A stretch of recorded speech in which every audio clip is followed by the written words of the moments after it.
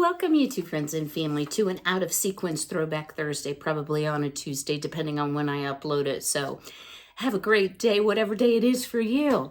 So today we're going to do something fun. We are going to learn all about the history of Jell-O. I hope you'll stay tuned. I had really planned to do this video last Throwback Thursday and things kind of got in the way because this takes a little bit of time. But I bet everyone watching this video has at one time or another had Jell-O. Maybe it was when you were sick. If you're of the age that I am, Jell-O is quite a thing. So when was Jell-O invented? And I hope you'll excuse, I have a few talking notes because it will escape my mind if I don't. Jell-O was originally developed and marketed in Leroy, New York in 1897. Who knew Jell-O was like over 125 years old, right? I certainly did not. And the inventor and the trademarker was Pearl Bixby Waite. And that was actually a gentleman. And he and his wife, May, marketed under the trademark name of Jell-O with Jell-O, like you see on today's boxes. It was extremely popular, as you all know, in the first half of the 20th century. It's not as popular today, but it was initially very difficult to sell. Like, who knew? And they only had limited flavors. I think it was cherry, orange, and maybe lemon. And they were putting ads in the Ladies' Home Journal that were touting it as America's most famous dessert. You know, marketing, marketing, marketing. But the real breakthrough for Jell-O was in 1904. They disseminated free Jell-O cookbooks. They had salespeople that went out door to door and disseminated these free cookbooks. So that is when Jell-O became popular, you know, first as a dessert, and then we're going to talk about all the crazy salads that came along. I wonder if any of you have ever had this. In 1923, and I'm not insinuating you were born in 1923. So 100 years ago, they introduced the first artificially sweetened version of Jell-O called Deserta. And I swear I have had that. I don't know when it went off the market and just became sugar-free Jell-O, but I do remember that. And then the company, or the original founder, had merged with another company, and then they all merged together with General Mills, and that is when Jell-O really skyrocketed in its popularity. So in 1930, it became like an in vogue thing to have, I can hardly say this, congealed salads. So they might be fruit salads or things that we would consider eating today, or they might be some with some really, really strange ingredients like veg and meat, or, and I can show you a couple pictures, tomato aspic, which is a Jell-O mold made with tomato juice. Well, pardon me, in the 1950s, the salads became so popular that they added these flavors. Y'all won't believe this. Now, this I don't remember. Celery, Italian, mixed vegetable, and seasoned tomato. Pardon me, y'all. So, of course, those have all been discontinued. I apologize, y'all, for the coughing. It's a spring allergy thing for me. So, today we are going to be cooking a recipe out of the Better Homes and Gardens salad book from 1958. But back to them discontinuing all those disgusting flavors. I thought I would share a couple pictures with you. And this is a wonderful book. I really enjoy it. I used it when I used my salad maker thing. So here's an example, y'all, of a vegetable salad mold. And it's a lemony salmon tower. Ugh. And so it has salmon, it has cucumbers. It's really disgusting looking. And then to tell you what the aspic is and what it looks like, this is an aspic mold. So it looks like gelled tomato juice. But actually, there's one for cheesed tomato aspic that to me sounds really good because it has cream cheese in it. So who knows, we might make one of those. but some of them are really disgusting looking with olives and shrimp, but they might actually be quite tasty. I am a lover of Jell-O. I grew up on Jell-O. So today I thought we would make this beauty right here and some of these right here. Now I'm not going to do the melon bowl because melon is not in season here in Ohio. They're quite pricey and they're usually not very good. So if you happen to have this book, it is on page 42 and it is called The Red and White Fruit Mold. So here's what we're going to need to do this. We're going to need a package of either strawberry or raspberry Jell-O. I chose strawberry. A package of lemon Jell-O, a can of fruit cocktail. Now, y'all, I don't have fruit cocktail, but from, don't spill this, from way back when, this is actually past its best by date, but it still looks and smells fine. I have some light mixed fruit, and it says a 1 pound can. Well, shrinkflation has hit us, and this is only 14.5 ounces, but I'm sure it'll be fine. So we need those 3 things. We also need boiling water, a 6-ounce can of frozen lemonade concentrate. I had to go to 3 stores to find that. And then a half a cup of salad dressing or mayonnaise. Now y'all may be like, if you haven't tried mayonnaise with Jell-O, it's really super good. I mean, that's the way I grew up eating Jell-O fruit salads, so I think it's fine. I'm not a Miracle Whip lover, but this is a layered item. So I pulled out some of my favorite molds, and I'm going to show you what we are going to use and what we aren't going to use. So, and pardon the dust. I have never taken this out of the package. This is the Miro aluminum 4-piece party mold set with the horse, the pony, the duck, the bunny, and the squirrel. They're quite cute. Very, very cute. And it says 1 package of gelatin fills 4 molds. And this came from Johnson Hills and costs 99 cents. I just think that's so cool.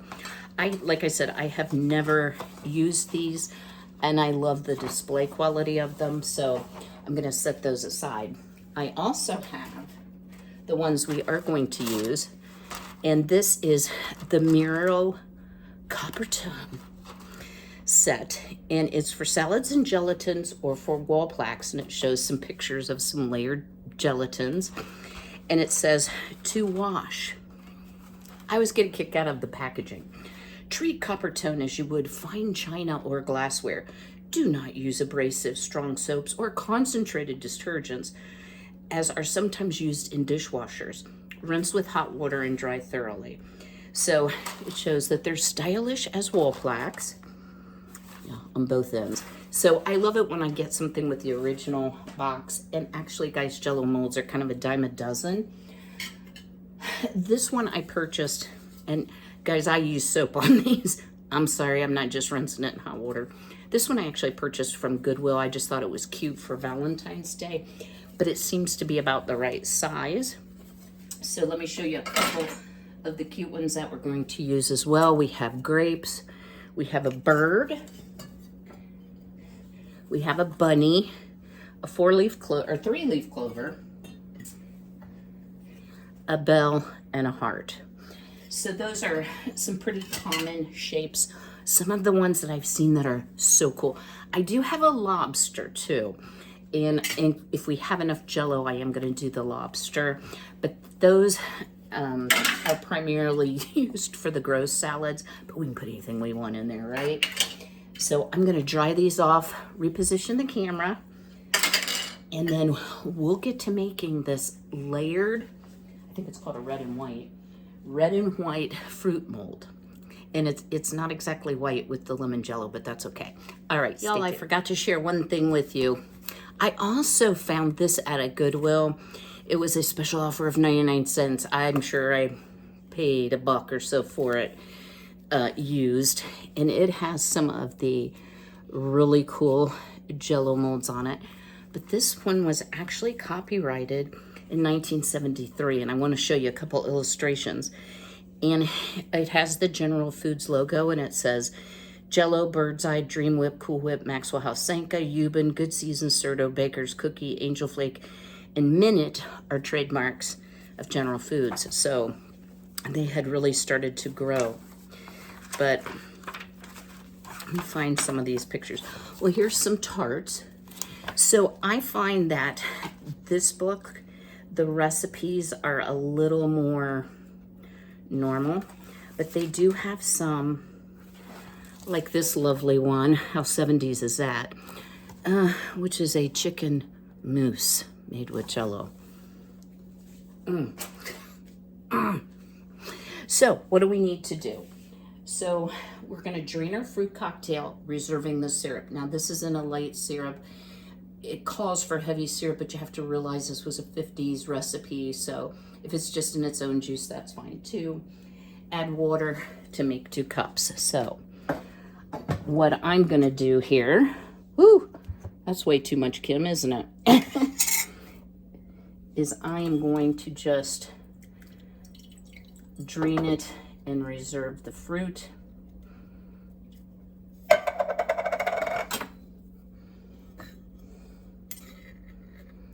Try to get all the juice out. So I'm going to tell you a little secret about doing Jell-O mold, y'all. I'm not an expert. This might be an epic fail. Just saying. I often have trouble getting them to set up. So you can either lower your liquid that you're using in the recipe, or you can add some unflavored gelatin. I purchased some unflavored gelatin. You know, I forgot to look in here. However, this morning, I cannot seem to locate where I might have stashed that. So we're going to go with just a little bit of less liquid. So let me set this over on the can. And that gave me just a little over half a cup of liquid. So let me add water to this. I'm going to put it in the pan. I'm actually going to put 1 cup of it in the pan, heat it to boiling, and then we're going to add our raspberry Jell-O and stir it to dissolve. Stay tuned. All right, so I have dissolved the raspberry gelatin in about a cup of boiling water. I added a scant cup of water to that after it dissolved. I poured it into a measuring cup. Y'all take my word for it. These are hard enough to pour. And what you want to do is just cover the bottom. So this will become the top of your Jell-O dessert. And I don't care how carefully you pour, you're going to have some drippage. I highly recommend you place them on a plate. These aluminum, and you can see I'm just slopping everywhere, y'all. These aluminum plates are quite, molds, excuse me, are quite light. Yeah, so we made a huge mess. And then I'll pour the remainder into this bigger mold. And then into the fridge we go to let these set up. And we'll get busy doing part number 2, which is the lemon fruit mayonnaise topper. Stay tuned. All right, we have our molds in the fridge. And I will tell you, I did have to pull out the lobster mold too, because there was just so much Jell-O. It made like 2 cups worth. So just make sure you have plenty of places that you can put your Jell-O, and you can do it even in a bowl. It does not have to be a copper mold. So we're gonna move on to what y'all may think is the icky part, but I think this is gonna be good. So I have high hopes for this. So what we're doing now is I have a cup of water on the stove to boil, and I did a little bit of a scant cup. And we are going to, when this comes up to a boil, we're gonna dissolve our package of lemon Jell-O into our boiling water. We're going to add 6 ounces of lemonade concentrate. Now y'all, I could only find the 12-ounce can, so I actually weighed it out, but I'm sure you can just measure it out, like let it thaw and just measure it out in a measuring cup for 6 ounces. I was impatient. And then to all that, we're gonna add the ½ cup mayonnaise. Now, y'all may be like, oh, mayonnaise. If you really hate mayonnaise, I think you could probably use like Cool Whip or, you know, something to that effect. But the mayonnaise adds a tang because of the vinegar that kind of offsets the overpowering sweetness that Jell-O can have. And it's really a nice compliment. So let's look at our water here. Sounds like it's about to come to a boil. And I am going to show you this process so you can see what it looks like. I mean, I know y'all know what boiling water looks like. Oh, Lordy. Okay. And I will also tell you, if you put a little bit in at a time, and I did turn off the heat, but I'm using a glass top stove and cast iron enamel coated pan, so it retains the heat. It does seem like you don't end up with the clumps as badly, and it dissolves a little better. So there is our Jell-O. So that's what concentrated Jell-O looks like. Now, this is going to cool it down substantially. So I am going to add our frozen lemon juice concentrate. And that should melt very quickly in this hot boiling water. And then to this, we're just going to add our 1/2 cup mayonnaise. Don't add the fruit yet. And you want to put it into some kind of container. I'm going to use a 4-cup Pyrex measuring cup, pop it in the fridge, and you want to let it set till it's partially set. Chill till it's partially set. Now, I'm going to choose to wait a minute to add the mayonnaise because I don't want to curdle anything. And this is pretty hot. So that is our next step, to add all of this mayonnaise-y goodness. And then into the fridge we'll go. I'll bring you back when it's partially set, and we will add our fruit. Stay tuned. All right, y'all, in full disclosure, I highly recommend you use a whisk. The mayonnaise was kind of clumpy, and that would not be pleasant, I don't think, to get a big bite of mayonnaise. You want it kind of incorporated in with that lemon. So here's what it looks like now, if y'all can see. So it's almost dissolved. I'm going to stir it a few more minutes, and then we will go into the fridge. All right, y'all, it's been about an hour. Our molds have set nicely. And the reason you want that first layer to set up before you add a second layer is so that they don't run together and you get that beautiful delineation. So I did see, sorry about the noise, a bit of a design flaw with the lobster one. It doesn't sit flat, so I propped it up with a paper towel, but everything's set well. And we have our partially set lemon. And what I decided to do, y'all, I ended up putting this in the freezer. Every 10 minutes I stirred it for about 30 minutes because it just did not want to set up for me, which is a common problem. So I decided to dry my fruit on a paper towel. Because we're a little short of the 1-pound can, I added some of my homegrown, fresh, organically grown strawberries. Much to the girls' dismay, they love strawberries. And I decided to just further drain my fruit because any amount of excess wetness is just going to make this take that much longer. So let's give it a stir. Oh, sorry for the ASMR noise. And y'all, I've actually gave a taste to the lemon Jell-O.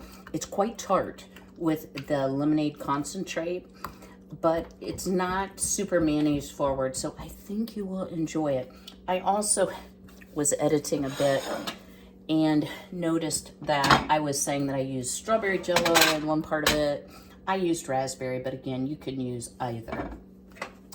So now what we're gonna do is we are just going to top off each of our molds with this lovely lemon Jell-O concoction. I'm just going to try to get it even. And then we will go back into the fridge until this is firmly set. And I won't put this in the freezer. I will put it in the fridge this time. It will probably take honestly, in my experience, and I've never made this particular recipe, it takes hours, but I have an appointment, so I'm gonna have to leave the house anyway. So I'm thinking, I don't want to run out of the lemon stuff. I maybe am overfilling here. Let's go a little less on the lemon. We can always top off, right? Our beautiful heart mold. But I will probably leave this, pardon me for getting distracted there, for a few hours while I'm gone. And then when I get home, if it seems like it's firmly set, we'll finish up this video. It'll just be a moment for you all. I'm not gonna overfill that. And then here's a really cute lobster. Gotta get plenty for the lobster. I probably just overfilled some of them, but we're gonna have enough to make a whole. I hope I like this because I know I Jell-O to eat. Watch out, neighbors. I may do a knock and run. You might find some Jell-O molds on your front porch. I will probably have to share some of these because even I don't want that much Jell-O. The other thing I have had problems with when I try to do Jell-O molds is they want to separate at the two different textures, I'll say, of Jell-O. So, you know, I don't know. If you're a Jell-O expert, drop me a comment. How do you keep them from separating? I know having them really, really chilled is important. I'll put the rest of this in the heart. Don't want to lose any of that mayonnaise-y goodness, right? Y'all don't knock it till you try it. I have a few foods I don't like, but I'm pretty willing to give about anything a try, except maybe haggis or, yeah, I'm not super crazy about organ meat either. So, all right, back into the fridge we go. When I see you again, we'll be ready to unmold. Sorry, I just popped off of the ring mold. We'll be ready to unmold, and we'll give it a taste test. All right, stay tuned. All right, Elle, it's about 4 hours later, but look, we have some jiggly Jell-O salad. So this is actually the grape mold. It's not showing up very well on the camera. You can kind of see it there. The easiest way to get Jell-O out of the mold is just to dip it briefly in warm water, but let's give it a taste test. And I'll let you know what I think of this red and white, which is really cream color and white Jell-O salad.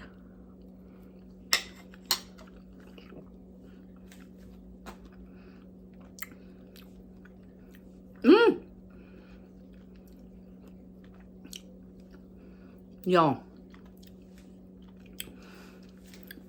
you really cannot taste the mayonnaise. The tang from the lemonade concentrate really offsets the excessive sweetness that Jell-O can have. Maybe just a little back note of the vinegar from the mayonnaise.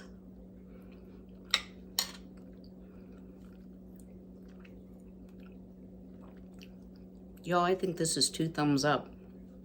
And again, I'm pretty sure you could probably put a whipped cream instead of the mayonnaise if you're mayonnaise averse, or you could use Miracle Whip if that's your preference. I hope you've enjoyed this video.